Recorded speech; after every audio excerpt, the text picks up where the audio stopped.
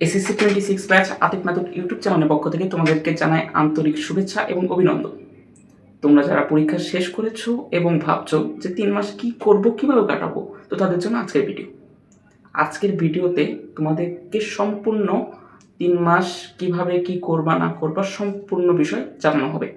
তো ভিডিওটি না টেনে পুরো ভিডিওটি দেখার জন্য অনুরোধ রইল। তো তোমাদের আমি এখনই যে বলবো যে পড়তে বসো বা তোমরা এখনই এইচএসসির একাডেমিক বই শুরু করো, এমন কিছু না। কারণ তোমরা এই যে সময়টা এখন যে পার করবা, এই সময়টা আর কখনো পাবা না। কখনো মানে কখনো না। এই সময়টা এমন একটা সময়, তোমাকে আমি একটা উদাহরণ দিয়ে বোঝাই।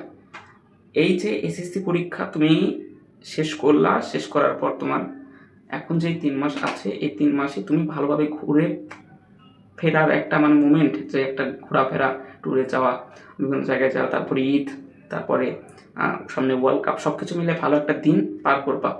কিন্তু এই সময়টা পর আবার যে এইচএসসি একাডেমিকে চলে যাবা, তখন কিন্তু আর এইরকম কোনো সময় পাবা না। আচ্ছা, এইচএসসি পর সময় পাবা, কিন্তু সেটা কিন্তু আর এইরকম ফাঁকা সময় পাবা না।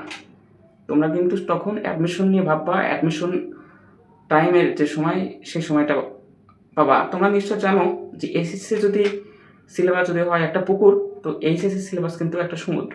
তো এটা ভেবেই তোমরা তোমাদের কাজ চালিয়ে যাও। আবার অনেকের রেজাল্ট নিয়ে দুশ্চিন্তা, কি হবে না হবে, এটা সবার ক্ষেত্রেই মানে একই হবে। আবার অনেকের ক্ষেত্রে জানে যে ওর রেজাল্ট কীরকম হবে, যে এ প্লাস পাবে, 4 পয়েন্ট পাবে, 4.50 পাবে, কীরকম রেজাল্ট করবে সে নিজে লিখেছে, নিজের জানে। অনেকে কনফিডেন্স, ওভার কনফিডেন্স, যে আমি জিপিএ 5 কনফার্ম পাবো, গোল্ডেন এ প্লাস কনফার্ম পাবো, আমি 1200 প্লাস নাম্বার পাবো। সে কিন্তু পরীক্ষার খাতায় লিখেছে যেরকম, সেরকমভাবে কিন্তু সে তার পরিবারকে, বাবা মাকে মানে বলতে পারতেছে। তো এই বিষয়টা তোমাদের মাথার মধ্যে অনেকেরই কাজ করতেছে আর কি। আর কিছুদিন পর যত সময় যাবে, যত রেজাল্টের বিষয়টা আরও আগে আসবে, তত তোমাদের মাথায় এই চিন্তাটা আরও বেশি হবে।